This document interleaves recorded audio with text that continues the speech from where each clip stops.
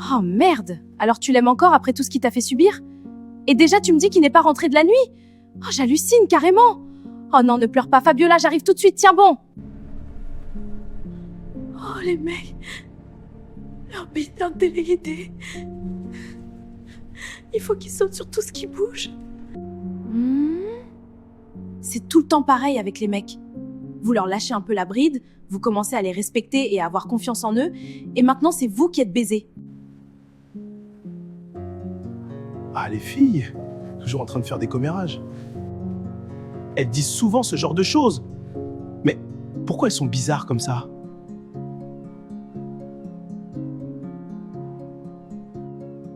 Il semblerait que la majorité des filles que je connais ont des problèmes avec les mecs. Les mecs ont toujours tort avec elles.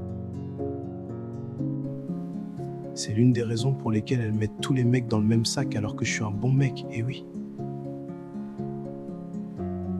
En tout cas, c'est ce que je crois.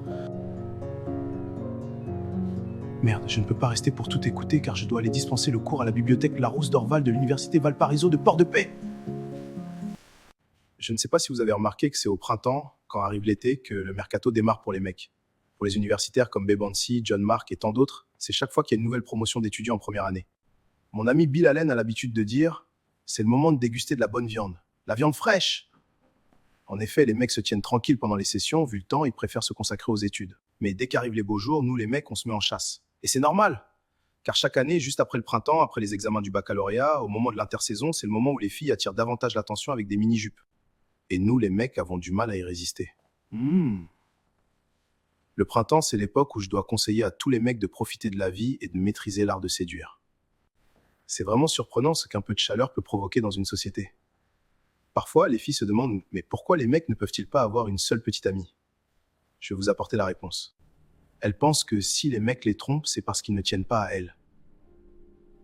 Aujourd'hui, je prends la parole au nom de tous les mecs pour dire que vous vous trompez totalement sur nos intentions. Si on voit ailleurs, ce n'est pas parce qu'on n'aime pas, mais parce qu'on veut protéger ce qu'on aime tout en restant compétitif entre nous. C'est pour cela qu'on n'accepterait jamais qu'un autre mec touche à notre femme. Du coup, j'ai un conseil pour les filles. Si une autre femme rend votre homme heureux, vous devriez la remercier. Car vous êtes heureuse quand votre homme est heureux. Ce qui est bon pour lui peut aussi être bon pour vous, parce que vous ne faites qu'un en amour. Ainsi, mon professeur Odilien Charles a toujours dit « l'amour, c'est vouloir le plaisir de l'autre ». Sur ce, je vous donne rendez-vous à la semaine prochaine pour la deuxième séance sur la thérapie familiale, séance qui sera beaucoup plus intéressante encore qu'aujourd'hui. Merci.